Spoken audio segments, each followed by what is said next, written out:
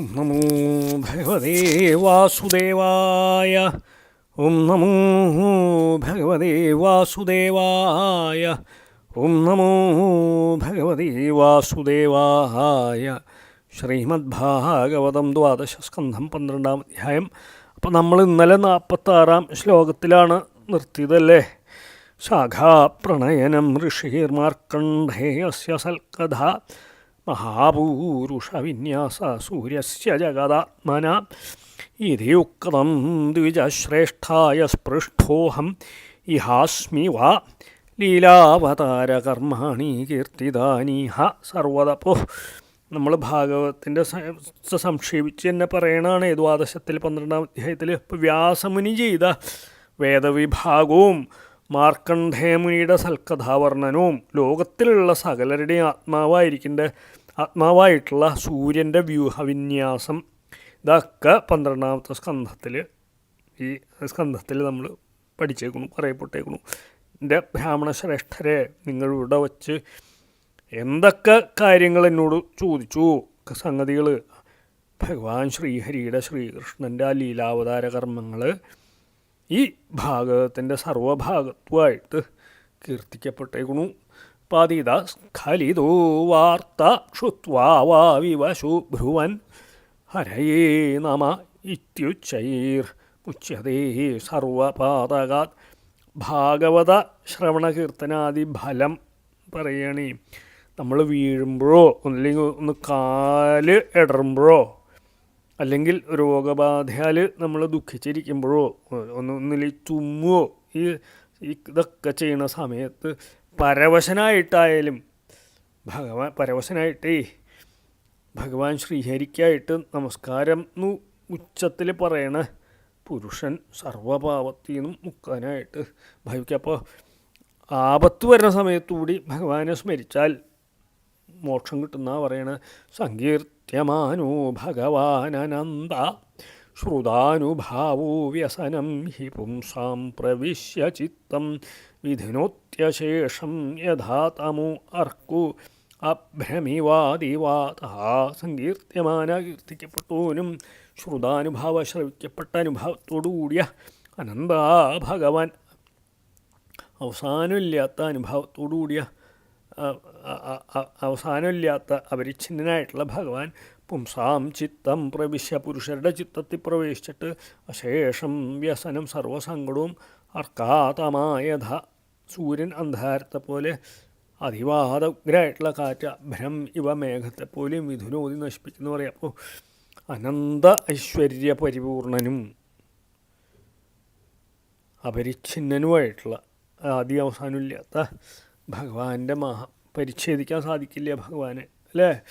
ഭഗവാന്റെ മാഹാത്മ്യത്തെ, ശ്രീകൃഷ്ണ മാഹാത്മ്യം കീർത്തിക്കുകയോ കേൾക്കുകയോ ചെയ്യുന്ന ജനങ്ങളുടെ ഹൃദയത്തിൽ ഭഗവാൻ ശ്രീകൃഷ്ണൻ ശ്രീഹരി പ്രവേശിച്ച് ജ്ഞാനാനന്ദ സ്വരൂപേണ വിളങ്ങി അഖില ക്ലേശങ്ങളെയും സർവക്ലേശങ്ങളെയും, സൂര്യൻ അന്ധകാരത്തെയും കൊടുങ്കാറ്റ് മേഘത്തെയും എങ്ങനെ നശിപ്പിക്കും അതുപോലെ ശേഷം അങ്ങോട്ട് നശിപ്പിക്കും എന്ന് പറയുക. ഋഷാഗിരസ്ത ഹ്യസതീരസൽക്കധാനകഥ്യതേയത് ഭഗവാനധോക്ഷജാതദേവ സത്യം തദുഹൈവ മംഗളം തദേവ പുണ്യം ഭഗവൽ ഗുണോദയം യത്. അതുകൊണ്ട് അധോക്ഷജ ഭഗവാൻ, ഇന്ദ്രിയങ്ങൾ വിഷയമല്ലാത്ത ഭഗവാൻ അകഥ്യതേ കഥിക്കപ്പെടുന്നില്ലയോ. അസത്കഥ, അസത്തുക്കളുടെ കഥകളോടുകൂടിയ താകിരാവാക്കുകൾ അസതി അസത്യങ്ങളും വൃഷാവ്യർത്ഥകളുമാണ്. ഭഗവൽ ഗുണോദയം, ഭഗവാന്റെ ഗുണങ്ങളുടെ ഉദയത്തോടു കൂടിയത്. യത് യാതൊന്നു തത് ഏവ സത്യം, അത് തന്നെയാണ് സത്യം. തത് ഉഹ ഏവ മംഗളം, അത് തന്നെ മംഗളം. തത് ഏവ പുണ്യം, അത് തന്നെ പുണ്യം ജനിപ്പിക്കണം. അപ്പോൾ ഭഗവൽ നാമ സങ്കീർത്തനം തന്നെ മഹാഫലം ദാനം ചെയ്യണ വാക്വ്യവഹാരം, അല്ലേ? നമ്മൾ വാക്വ്യവഹാരം സർവ്വത ചെയ്തുകൊണ്ടിരിക്കും. പക്ഷേ അത് ഭഗവൽ നാമ സങ്കീർത്തനാണ് ഏറ്റവും മഹാഫലം ചെയ്യണ ആ വ്യവഹാരം എന്ന് സാരം. വേറെ വല്ലതും വല്ല വിഷയത്തിലും വാക്വ്യവഹാരം ചെയ്ത ഫലമില്ല എന്ന് പറയുക. ഭഗവൽ നാമ സങ്കീർത്തനം ഒഴികെ മറ്റുള്ള വിഷയങ്ങളെ പറ്റിയുള്ള വാക്വ്യവഹാരേ നിഷ്ഫലങ്ങളാണ് എന്നുള്ള സംഗതി 4 പദ്യം കൊണ്ട് വിസ്തരിക്കുക. ഇന്ദ്രിയങ്ങളെ, അല്ലേ, കൊന്നും അറിയാൻ സാധിക്കാത്ത ഇന്ദ്രിയവൃത്തികൾക്കും അറിയാൻ സാധിക്കാതെ അതിക്രമിച്ച് സർവത്ര വിശ്വം മുഴുവനും പരിപൂർണനായിട്ട് വിളങ്ങുന്ന ഭഗവാന്റെ ചരിതം ആരുടെ വാക്കുകൾ, ഏത് വാക്കുകൾ അടങ്ങിയിട്ടില്ലേ? വിഷയാസക്തരായിട്ടുള്ള സസജ്ജനങ്ങളുടെ ചരിതം മാത്രമേ ഏത് വാക്കുകളിൽ അടങ്ങിയേക്കണു. അശോഭനായിട്ടുള്ള ആ വാക്കുകൾ നിഷ്ഫലാണ്. നരകാദി ദുഃഖങ്ങളെ ജനിപ്പിക്കുന്ന വാക്കുകൾ അമംഗളങ്ങളാണ്. ഏതൊരു വാക്കിൽ ഭഗവാന്റെ ആശ്രിതവാത്സല്യാദി കല്യാണ ഗുണങ്ങൾ പ്രകാശിക്കണു. നാശരഹിതമായിട്ടുള്ള പരമപുരുഷാർത്ഥം നൽകണ വാക്ക് തന്നെ സത്യം, അത് തന്നെ മംഗളകരം, അത് തന്നെ പുണ്യാവഹം. തദേവ രമ്യം രുചിരം നവം നവം തദേവ ശശ്വൻ മനസൂ മഹോത്സവം തദേവ ശോകാർണവശോഷണം നൃണാം യദുത്തമശ്ലോക യശൂ അനുഗീയതേ. യാതൊന്നിൽ ഉത്തമശ്ലോകയശ ഭഗവാന്റെ യശസ് അനുഗീയത നിരന്തരം കീർത്തിക്കപ്പെടുന്നു. തദ്ദേവ അത് തന്നെ നൃണാം മനുഷ്യരുടെ ശോകാർണവശോഷണം ദുഃഖസമുദ്രത്തെ ശോഷിപ്പിക്കുന്നത്, ഇല്ലാണ്ടാക്കുന്നത്. മനസ്സിന് ശശ്വത് മഹോത്സവം നിരന്തര സന്തോഷം നൽകുന്നത്. നവം നവം പുതിയതായിട്ട് രുചിയെ ജനിപ്പിക്കുന്നത്, രമ്യം രമിപ്പിക്കുന്നത്. ഏതൊരു വാക്കിൽ മായ ആവണ അന്ധകാരം നിശേഷം നശിപ്പിക്കുന്ന ഭഗവാന്റെ കീർത്തി അടങ്ങിയിരിക്കണു. ആ വാക്കിന് മാത്രമേ മനുഷ്യരുടെ ബഹുവിധത്തിലുള്ള ദുഃഖം അടങ്ങിയിരിക്കുന്ന ആ ദുഃഖസമുദ്രത്തെ നിശേഷം ശോഷിപ്പിക്കാൻ ശക്തിയുള്ളൂ. സമുദ്രത്തെ വറ്റിച്ച് കളയാൻ ദുഃഖസമുദ്രം വറ്റിച്ച് കളയാൻ ശക്തി ഭഗവാൻ കീർത്തി അടങ്ങിയിരിക്കുന്ന വാക്കുകൾക്ക് മാത്രമേ സാധിക്കുള്ളൂ എന്ന് പറയുക. ആ വാക്ക് മാത്രമാണ് മനസ്സിന് നിരന്തരം സന്തോഷം ജനിപ്പിക്കുക. എപ്പോഴും പുതിയ മട്ടിൽ അത്യന്തം രമിപ്പിക്കണവും ഭഗവത് നാമകീർത്തനങ്ങൾ മാത്രമാണ് എന്ന് പറയുകയാണ്. നതദ്വചിത്രപദം ഹരിര്യശൂ ജഗത് പവിത്രം പ്രഗൃണീത കർഹിചിത് തദ്വാംക്ഷതീർത്ഥം നതു ഹംസസേവിതം യത്രാച്യുതാ തത്ര ഹി സാധവു. വാക്ക് ചിത്രപദം ചിത്രങ്ങളായിട്ടുള്ള പദങ്ങളോട് കൂടിയാലും ജഗൽ പവിത്രം ജഗത്തിനെ പവിത്രാക്കണമായിട്ടുള്ള ഹരിയുടെ യശസ് കർഹിജിത് ന പ്രഗൃണീത ഒരിക്കലെങ്കിലും കീർത്തിക്കില്ലെങ്കിൽ തദ്വാംക്ഷ തീർത്ഥം അത് കാക്കകൾക്കുള്ള തീർത്ഥം നതു ഹംസസേവിതം ഹംസങ്ങളാൽ സേവിക്കപ്പെടുന്നതല്ല. എത്ര അച്യുത യാതൊന്നിൽ അച്യുതനുണ്ടോ തത്ര ഹി അവിടെ തന്നെ സാധവ നിർമ്മലരായിട്ടുള്ള സാധുക്കൾ. അപ്പോൾ അലങ്കാരം അർത്ഥഭംഗി തുടങ്ങിയ വിശേഷ ഗുണങ്ങളടങ്ങിയതായാലും വാക്കുകൾക്ക് സകല ജനങ്ങളെയും പരിശുദ്ധരാക്കി തീർക്കണ മഹാത്മ്യമുള്ള ഹരികീർത്തി സ്പർശം ഏതൊരു വാക്കിൽ ഇല്ലാണ്ടിരിക്കണോ ആ വാക്ക് കാക്കകൾക്ക് സേവിക്കാനുള്ള തീർത്ഥമാണ്. ഹംസപക്ഷികൾ ആ തീർത്ഥം സേവിക്കില്ല. നിസ്സാരമായിട്ടുള്ള വിഷയസുഖങ്ങൾ ആഗ്രഹിക്കുന്ന അവിവേകികൾ മാത്രം ആ വാക്കിൽ രസിക്കും. പരമവിവേകമുള്ള പരമഹംസന്മാരെ ആ വാക്കിനെ ആദരിക്കില്ല. ഏതൊന്നിൽ ഭഗവാൻ ചരിതം അടങ്ങിയിരിക്കണു അതിന് രാഗാദി ദോഷങ്ങളിൽ നിന്ന് വിട്ടേക്കുന്ന സാധുജനങ്ങൾ ആദരിക്കും. സവാക് വിസർഗു ജനദാഘസംപ്ലവൂ യസ്മിൻ പ്രതിശ്ലോകം അബദ്ധവത്യഭീനാമാന്യനന്ദസ്യ യശോങ്കിതാനി യത് ശൃണ്വന്തി ഗായന്തി ഗൃണന്തി സാധവാഹ. അബദ്ധവതി അഭീയസ്മിൻ അബദ്ധായാലും യാതൊന്നിൽ പ്രതിശ്ലോകം ശ്ലോകം ദൂരം അനന്തസ്യ അനന്തൻ്റെ യശോങ്കിതാനി യശസ്സിനാൽ അടയാളപ്പെട്ടേക്കണ നാമാനി സന്ധി നാമങ്ങളുണ്ടോ യത് സാധവ യാതൊന്നിന് സാധുക്കൾ ശൃണ്വന്തി ശ്രവിക്കണു ഗായന്തി ഗാനം ചെയ്യണു ഗൃണന്തി പറയണു. സവാക് വിസർഗാവാക് വൃത്തി ജനതാഘ സംപ്ലവ ജനസമൂഹത്തിൻ്റെ അഘം പാപേ സമൂലം നശിപ്പിക്കുന്നു പറയാം. ഇപ്പം തെറ്റുണ്ടെങ്കിലും കീർത്തി ഭഗവത് കീർത്തി ചെയ്യുമ്പോൾ തെറ്റുണ്ടെങ്കിലും ശ്ലോകം തോറുമുള്ള ഏതേതു പദങ്ങളിൽ ഭഗവാന്റെ നിർമ്മല കീർത്തിയെ പ്രകാശിപ്പിക്കുന്ന നാമങ്ങൾ അന്തർഭവിച്ചേക്കണോ ആ വാക്കുകളുടെ വ്യാപാരത്തിന് മാത്രമേ ജനസമൂഹത്തിൻ്റെ സർവപാപങ്ങളെയും നശിപ്പിക്കാൻ ശക്തിയുള്ളൂ. അപ്പോൾ സാധുക്കൾ ആ വാക്കിനെ മാത്രമേ ശ്രവിക്കുകയോ ഗാനം ചെയ്യുകയോ കീർത്തിക്കുകയോ ചെയ്യുള്ളൂ. അപ്പോൾ ഭഗവത് കീർത്തനം ചെയ്യുമ്പോൾ വല്ല അബദ്ധമോ എന്ന് പറ്റിയാലും വിഷമിക്കണ്ട. ഭഗവാൻ അതിൻ്റെ സർവദോഷവും തീർത്തു തരും. നൈഷ്കർമ്മ്യമപ്യച്യുതഭാവവർജിതം ന ശോഭതേ ജ്ഞാന അമലം നിരഞ്ജനം കുത പുനഃ ശശ്വതഭദ്രമീശ്വരേന ഹ്യർപ്പിതം കർമ്മ യദപ്യനുത്തമം. നിരഞ്ജനം വിഷയസംബന്ധമില്ലാത്തതും നൈഷ്കർമ്മ്യം അഭിബ്രഹ്മത്തെ പ്രാപിക്കണായാലും ജ്ഞാനം ആത്മജ്ഞാനം അച്യുതഭാവവർജിതം അച്യുത ഭക്തി ഇല്ലെങ്കിൽ അലം ന ശോഭ അധികം ശോഭിക്കുന്നില്ല എന്ന് പറയാൻ. ഉത്തമം അഭി അത്യന്തം ഉത്തമമാണെങ്കിലും കർമ്മം ന ശശ്വത് അഭി അത്യന്തം ന ശശ്വത് ഈശ്വരെ അർപ്പിതം ഈശ്വരനിൽ എപ്പോഴും അർപ്പിക്കപ്പെടാത്തതെങ്കിൽ അഭദ്രം അമംഗളം എന്ന് പിന്നെ പറയണമെന്ന് പറയാം. അപ്പോൾ ജ്ഞാനമാർഗവും കർമ്മമാർഗത്തെക്കാളും ഭക്തി മാർഗത്തിൽ ശ്രദ്ധ വയ്ക്കണം എന്നുള്ള അഭിപ്രായം 3 ശ്ലോകം കൊണ്ട് കാണിക്കുകയാണ്. ഈ വിഷയങ്ങളൊക്കെ വിട്ടത് അല്ലേ, അതിക്രമിച്ചേക്കണം. വിഷയങ്ങൾക്കും ഉപരി കർമ്മത്താൽ പ്രാപിക്കാൻ സാധിക്കാത്ത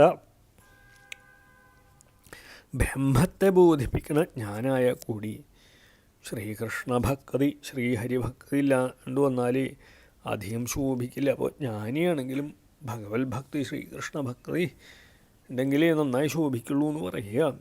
അങ്ങനെ ഇരിക്കുമ്പോൾ എത്ര തന്നെ ഉത്തമമായാലും കർമ്മം എപ്പോഴും ഈശ്വരനിൽ സമർപ്പിക്കപ്പെട്ടില്ല എന്ന് വെച്ചാൽ മംഗളാവില്ല എന്ന് പിന്നെ പറയണമെന്ന് ചോദിക്കുക. ജ്ഞാനകർമ്മത്തേക്കാൾ ഭക്തി തന്നെ ആദരിക്കത്തക്കാണ് സിദ്ധാന്തം. യശ്രിയാമേവ പരിശ്രമ പരോ വർണ്ണാശ്രമാചാര തപ ശ്രുതാദിഷു അവിസ്മൃതി ശ്രീധരപാദപദ്മയോ ഗുണാനുവാദ ശ്രവണാദിഭിർ ഹരേ വർണ്ണാശ്രമാചാര തപ ശ്രുതാദിഷു. വർണ്ണങ്ങൾ, ആശ്രമങ്ങൾ, ആചാരങ്ങൾ, തപസ്, ശാസ്ത്രാധ്യയനം ഇതിലൊക്കെ പരിശ്രമ പ്രധാനമായിട്ടുള്ള പ്രവൃത്തി. യശ്രിയാം ഏവ യശസ്സോട് ചേർന്ന സമ്പത്തിന് കാരണം ഹരേ ഗുണാനുവാദ ശ്രവണാദിഭി ഹരിയുടെ ഗുണകീർത്തന ശ്രവണാദികളാൽ ശ്രീധരപാദപദ്മയു ശ്രീധരൻ്റെ ശ്രീയുടെ നിധാനം വാസസ്ഥാനായിരിക്കണവൻ്റെ പാദപത്മങ്ങളിൽ അവിസ്മൃതി വിസ്മൃതി ഇല്ലായ്മയാണ് സാധിക്കേണ്ടതെന്ന് പറയാ. ഇപ്പോൾ വർണ്ണങ്ങൾക്കും ആശ്രമങ്ങൾക്കും സമുചിതമായിട്ടുള്ള ആചാരങ്ങൾ അനുഷ്ഠിക്കുന്നതും തപസ്സും ശാസ്ത്രാഭ്യാസത്തിലൊക്കെ അത്യന്തം ശ്രദ്ധ വയ്ക്കണമുണ്ട് നശ്വരമായിട്ടുള്ള സമ്പത്തും കീർത്തിയും ഒക്കെ സിദ്ധിക്കും. അത് മാത്രമേ സിദ്ധിക്കുള്ളൂ. ശ്രീഹരിയുടെ ഗുണങ്ങൾ കീർത്തിക്കുക, ശ്രവിക്കുക, ഈ കാര്യങ്ങൾ നിരന്തരം പരിശ്രമിച്ചാലോ സർവൈശ്വര്യ നിധാനമായിരിക്കണമുണ്ട്. ശ്രീധരൻ എന്ന് സുപ്രസിദ്ധമായിട്ടുള്ള ആ ഭഗവാന്റെ തൃപാദപത്മങ്ങളെ മറക്കാണ്ടിരിക്കാൻ സാധിക്കും. അവിസ്മൃതി കൃഷ്ണപദാരവിന്ദയൂഷിണോത്യഭദ്രാണി ശമം തനൂതി ച സത്വസ്യ ശുദ്ധിം പരമാത്മഭക്തിം ജ്ഞാനം ച വിജ്ഞാനവിരാഗയുക്തം. കൃഷ്ണപദാരവിന്ദയോ ശ്രീകൃഷ്ണപദാരവിന്ദങ്ങളുടെ അവിസ്മൃതി മറവില്ലായ്മ അഭദ്രാണി പാപങ്ങളെ ക്ഷിണോതി നശിപ്പിക്കും. ശ്രമം തനൂതി ശാന്തി ഉണ്ടാക്കുകയും ചെയ്യും. സത്വസ്യ ശുദ്ധി അന്ധകരണത്തിൻ്റെ ശുദ്ധിയും പരമാത്മഭക്തിയും പരമാത്മാവിലെ ഭക്തിയും വിജ്ഞാനവിരാഗയുക്തം ജ്ഞാനം ച ജ്ഞാനത്തോടും വൈരാഗ്യത്തോടും ചേർന്ന് ജ്ഞാനത്തെയും ജനിപ്പിക്കുന്നു പറയാം. ഭഗവാനായിട്ടുള്ള ശ്രീകൃഷ്ണൻ്റെ തൃപാദപത്മങ്ങളെ നിരന്തരം സ്മരിക്കണോണ്ട് സർവപാപവും നശിക്കും. ശാന്തിയാദി ഗുണങ്ങളുണ്ടാവും. പരമശാന്തി മനസ്സിലുണ്ടാവും. അന്ധകരണശുദ്ധി വരും. പരമാത്മാവിൽ ശ്രീകൃഷ്ണങ്കിൽ പരമപ്രേമുണ്ടാവും. അനുഭവപര്യവസായിയായിട്ടുള്ള ജ്ഞാനവും അതിന് കാരണമായിട്ടുള്ള വിഷയവൈരാഗ്യവും സിദ്ധിക്കും.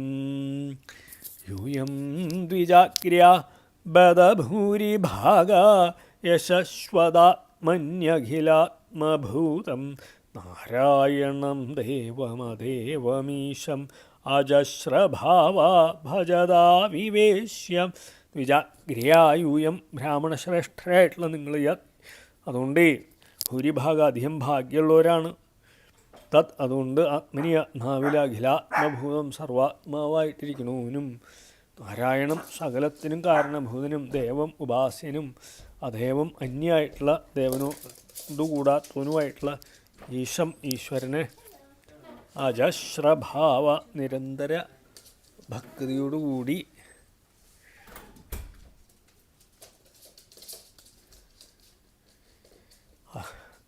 അവിവേശ്യ ഹൃദയത്തിൽ ഉറപ്പിച്ച് ഭജത ഭജിച്ചോളൂ എന്ന് പറയുകയാണ്. അപ്പോൾ ബ്രാഹ്മണോത്തമരായിട്ടുള്ള നിങ്ങൾ മഹാഭാഗ്യശാലികളാണ്.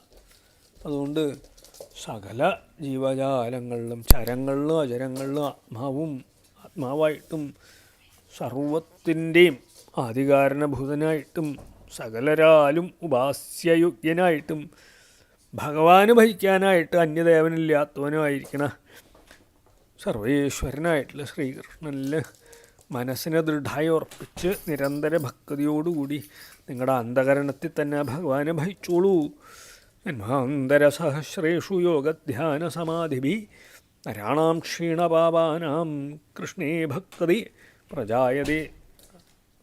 ആയിരക്കണക്കിന് ജന്മങ്ങളിൽ ആചരിച്ച യോഗധ്യാന സമാധി തപസ്സേ നിമിത്തം പാപം നിശേഷം നശിച്ച മനുഷ്യജന്മികൾക്ക് മാത്രമേ ശ്രീകൃഷ്ണ ഭക്തി ഉണ്ടാവുള്ളൂ എന്നാണ് സജ്ജനസിദ്ധാന്തി. അതുകൊണ്ട് ശ്രീകൃഷ്ണ കഥാശ്രവണ തൽപരരായിരിക്കും നിങ്ങൾ മഹാഭാഗ്യവന്മാരാ. നിരന്തരം ശ്രീകൃഷ്ണനെ ഭജിച്ചോളൂ എന്ന്. സാരം അഹം ച സംസ്മാരിത ആത്മതത്വം ശ്രുതം പുരാമേ പരമർഷി വക്ത്രാത് പ്രായോപവേശേ നൃപതേ പരീക്ഷിത സദസൃഷീണാം മഹതാം ച ശൃണ്വതാം. പരീക്ഷിത നൃപതി പരീക്ഷത്ത് രാജാവിൻ്റെ പ്രായോപവേശത്തിൽ ഭക്ഷണാദികൾ വേഷിച്ച് മരിക്കാനുള്ള ദൃഢനിശ്ചയരൂപമായിട്ടുള്ള അവസരത്തിൽ സദസ്സിൽ മഹതാം ഋഷീണാം മഹാന്മാരായിട്ടുള്ള ഋഷിമാർ ശൃണ്വതാം കേട്ടുകൊണ്ടിരിക്കുമ്പോഴേ പരമർഷി വക്ത്രാത് പരമനായിട്ടുള്ള ഋഷിയുടെ മുഖത്തുനിന്ന് പുരാമേ ശ്രുതം ആത്മതത്വം പണ്ട് എന്നാൽ ശ്രവിക്കപ്പെട്ട ആത്മതത്വത്തെ അഹം ച ഞാനും വേണ്ട പോലെ സ്മരിച്ചു. അപ്പോൾ ശൗനകാദികൾ ചെയ്ത ചോദ്യം തനിക്കും പരമോപകാരപ്രദമായി എന്ന് സൂചിപ്പിച്ചുകൊണ്ട് പ്രശ്നം അഭിനന്ദിക്കുകയാണ്. എൻ്റെ ബ്രാഹ്മണരെ ദുര്യന്മാരെ നിങ്ങൾ ഇതേ ചോദ്യം ശൗനകൃഷിയൊക്കെ ഭാഗവതം പറ്റിയുള്ള ചോദ്യം ചെയ്തില്ലേ, എന്നെയും കൃതാർത്ഥനാക്കി എന്ന് പറയാം സൂതൻ. എങ്ങനെയാ വെച്ചാൽ പണ്ട് പരീക്ഷിത്ത് മഹാരാജാവ് പ്രായോപവേശത്താൽ ശരീരത്യാഗത്തിനായിട്ട് ഒരുങ്ങിയിരുന്നപ്പോഴേ ആ സദസ്സിൽ വന്ന മഹാന്മാരായിട്ടുള്ള ഋഷിമാർ കേട്ടുകൊണ്ടിരിക്കുമ്പോൾ പരമഋഷിയായിട്ടുള്ള ശ്രീ ശുഗമുനി പരീക്ഷത്തിന് ഉപദേശിച്ചും ആത്മതത്വം പ്രകാശിപ്പിക്കണ ഈ ഭാഗവത പുരാണത്തെ ആ മഹാത്മാവിൻ്റെ മുഖാരവിന്ദത്തിൽ നിന്ന് തന്നെ ശ്രമിച്ചില്ലേ. നിങ്ങളുടെ ചോദ്യം നിമിത്തം അതിനിപ്പോൾ സ്മരിക്കാടേ.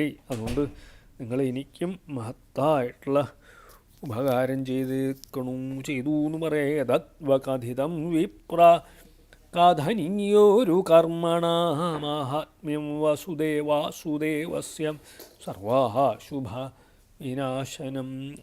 വിപ്രാൻ്റെ ബ്രാഹ്മണരെ കഥനീയൊരു കർമ്മണ കഥിക്കാൻ യോഗ്യമായിട്ടുള്ള മഹാകർമ്മങ്ങളോടുകൂടിയ വാസുദേവൻ്റെ സർവാശുഭവിനാശനം സർവാശുഭം ശേഷം നശിപ്പിക്കണ ഏതത് മഹാത്മ്യം കഥിതം നിങ്ങളോട് ഞാൻ പറഞ്ഞു. ഈ പുരാണം കീർത്തിക്കുകയും ശ്രവിക്കുകയും ചെയ്യുന്നതുകൊണ്ടുണ്ടാവുന്ന ഫലം വിസ്തരിച്ച് കാണിക്കാൻ പറയുകയാണ്. ഈ ബ്രാഹ്മണരെ കീർത്തിക്കാൻ യോഗ്യമായിട്ടുള്ള മഹാകർമ്മങ്ങൾ നടത്തിയ ശ്രീ വാസുദേവൻ്റെ മഹാത്മ്യം ഞാൻ നിങ്ങളോട് പറഞ്ഞു. ഈ സർവ അശുഭങ്ങളെ നശിപ്പിക്കാനുള്ള ശക്തി ഈ മഹാത്മ്യത്തിനുണ്ട്. അപ്പോൾ നമ്മളിന്ന് 58 നിർത്തിയിട്ട് നാളെ 59 തുടങ്ങും. ശ്രീഹരേ നമ ശ്രീഹരേ നമ ശ്രീഹരേ നമ. ഗോപികാ ജീവനസ്മരണം ഗോവിന്ദ ശ്രീ ഗോവിന്ദ ഗോപികാ ചരണസ്മരണം ഗോവിന്ദ ശ്രീ ഗോവിന്ദം.